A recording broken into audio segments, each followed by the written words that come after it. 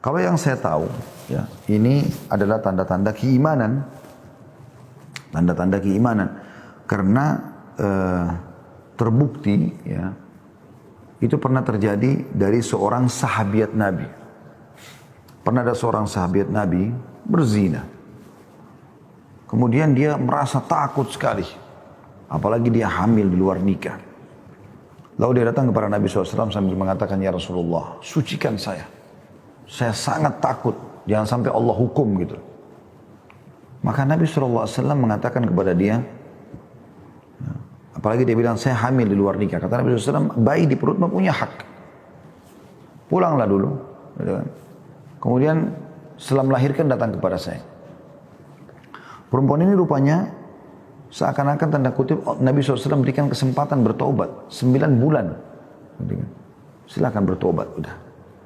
Rupanya bergejolak terus dalam hatinya, dia ketakutan jangan sampai zinanya itu membuat Allah hukum dia nanti di akhirat. Dia nggak mau meninggal sebelum disucikan. Setelah melahirkan datang lagi kepada Nabi SAW, "Ya Rasulullah, saya sudah melahirkan anak ini. Ini sekarang anaknya sudah lahir. Sucikan saya." Minta dirajam, karena kebetulan wanita ini sudah menikah. Ada suaminya, tapi dia selingkuh. Wa na'udzubillah.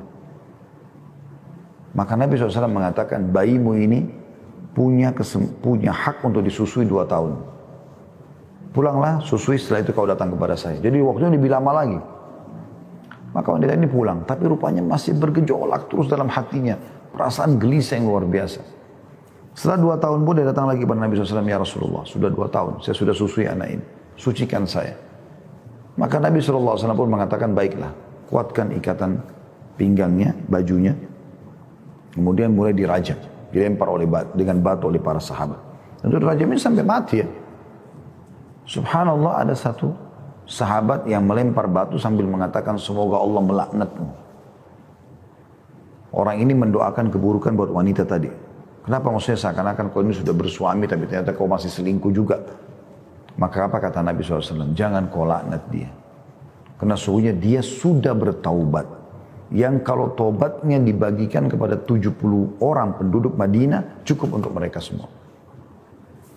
Maksudnya apa saya datangkan kisah ini teman-teman sekalian? Atau riwayat ini? Memang itu tanda-tanda keimanan. Kalau kita merasa ketakutan dengan dosa kita yang lalu. Sebaliknya, tanda keburukan, ya, dan tanda kita dikuasai oleh syaitan, wa na'udzubillah, justru kalau kita selalu mengenang dosa-dosa itu lalu kita menganggapnya sebuah kenikmatan sehingga setiap saat bisa mengulanginya.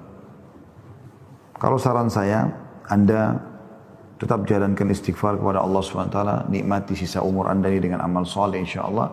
Setiap kali teringat itu lalu menyesal, menangis, itu adalah hal yang baik, ya, jangan dibuang itu.